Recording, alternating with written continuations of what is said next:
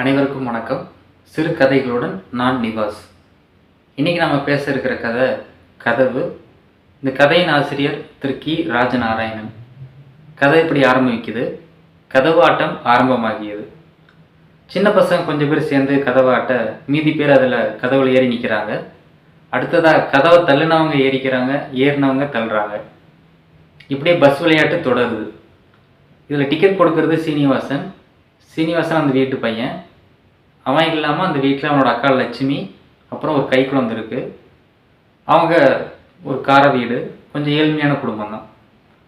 அவங்க அம்மா காட்டு வேலைக்கு போகிறாங்க. அவங்க அப்பா பக்கத்தில் மணிமுத்தாரில் கூலி வேலைக்கு போகிறாரு. அவங்க அப்பா அம்மா வர்ற வரைக்கும் அந்த கை குழந்தையை பார்த்துக்கிறதும் இந்த கதவுல விளையாடுறதும் தான் அவங்க ரெண்டு பேர்த்துக்கும் வாடிக்கை. ஒரு நாள் லட்சுமி கீழே போட்ட ஒரு தீப்பெட்டி படம் ஒன்று எடுக்கிறா. அதில் ஒரு நாய் படம் போட்டிருக்கு. அதை கொண்டு வந்து சீனிவாசன்கிட்ட காமிக்கிறா. ரெண்டு பேரும் சேர்ந்து அதை கதவுல ஒட்டுறாங்க. அந்த கதவு தான் அவங்களோட எல்லாமுமா இருக்குது. ஒரு நாள் தலையாரி வந்து தீர்வை கட்டணும் அப்படின்னு சொல்லிட்டு போகிறாங்க. ஆனால் அவங்களால கட்ட முடியல. அவங்க சொன்ன தேதிக்குள்ளே கட்ட முடியல. அதனால் தலையாரி என்ன பண்ணுறாரு, ஒரு 4 பேர்த்துக்கு கூட்டிகிட்டு வந்து அந்த கதவை கழட்டிட்டு போயிடுறாங்க.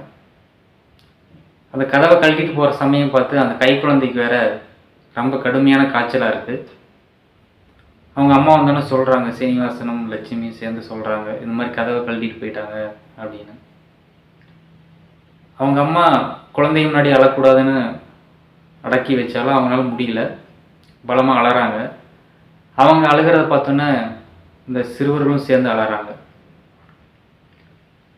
அந்த கதவு இல்லாதனால குளிர்காலத்தில் அவங்களால குளிர் சமாளிக்கவே முடியல. ரொம்ப கஷ்டமாக இருக்குது. எல்லோரும் குளிரில் நடுங்குறாங்க. அந்த கை குழந்தை குளிர் தாங்காமல் ஒரு நாள் இறந்துடுது. அவங்க வாழ்க்கை கொஞ்சம் கொஞ்சமாக இயல்பாகிட்டே வருது. சீனிவாசனும் பள்ளிக்கூடம் போக ஆரம்பிச்சிட்டான். ஒரு நாள் பள்ளிக்கூடம் முடிஞ்சு சீனிவாசன் வீட்டுக்கு பசியோடு வர்றான். வந்து அவங்க அக்கா கிட்ட கேட்குறான், எனக்கு சாப்பிட்றதுக்கு என்னாச்சும் வேணும் அப்படின்னு சொல்லி. அதுக்கு லட்சுமி சொல்கிறா, இல்லை வீட்டில் சாப்பிட்ற எதுவும் இல்லை, சாப்பிட எதுவும் இல்லை அப்படின்னு சொல்கிறான். இல்லை, நான் காலையில் போகும்போது பார்த்தேன், நீ கஞ்சி வடித்த நான் பார்த்தேன் அப்படின்னு சொல்கிறான். அதுக்கு லட்சுமி சொல்கிறா, ஆமாம் நான் கஞ்சி வடித்து வச்சுருந்தேன். நான் வெளியில் போயிட்டு வரதுக்குள்ளே ஏதோ நாய் வந்து சாப்பிட்டுட்டு போயிடுச்சு, இப்போ எதுவும் இல்லை அப்படின்னு சொல்லி வருத்தப்படுறா.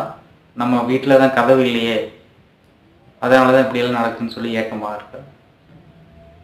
அதை விட அவங்க அம்மா சாயங்காலம் வரும்போது சாப்பிட்றது கொடுக்குறதுக்கு எது இருக்காதே, பசியோட வருவாங்களே அப்படின்னு ரொம்ப வருத்தப்படுறா. கொஞ்ச நேரம் கழிச்சு சீனிவாசன் விளையாட போயிடறான். எப்பயும் வரதை விட சீக்கிரமாக வர்றான், வேகமாக ஓடியாரான். வந்து அவங்க அக்காட்ட சொல்கிறான், நம்ம கதை வாங்க பார்த்தேன், சாவடியில் சாட்சி வச்சுருக்கிறத பார்த்தேன் அப்படின்னு சொல்கிறான். ரெண்டு பேரும் ஓடி போகிறாங்க, வேகமாக போகிறாங்க. அங்கே போனது அவங்க கதவு தான். அவன் கதவு அவங்களுக்கு கிடச்சிருச்சு. உண்மைதான், அதே கதவு சாத்தப்பட்டு இருந்தது. தூரத்தில் இருந்து தங்கள் நண்பனை இனம் கண்டு கொண்டார்கள் அந்த சிறுவர்கள். அதிவேகமாய் அந்த கதவின் பக்கம் பாய்ந்தார்கள். அருகில் போய் அதை தொட்டார்கள், தடவினார்கள்.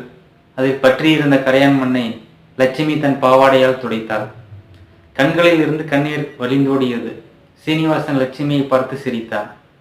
அவர்கள் இருவரின் கைகளும் கதவை பலமாக பற்றி இருந்தன. கதையை இப்படி முடிக்கிறார் நம்ம ஆசிரியர். நன்றி.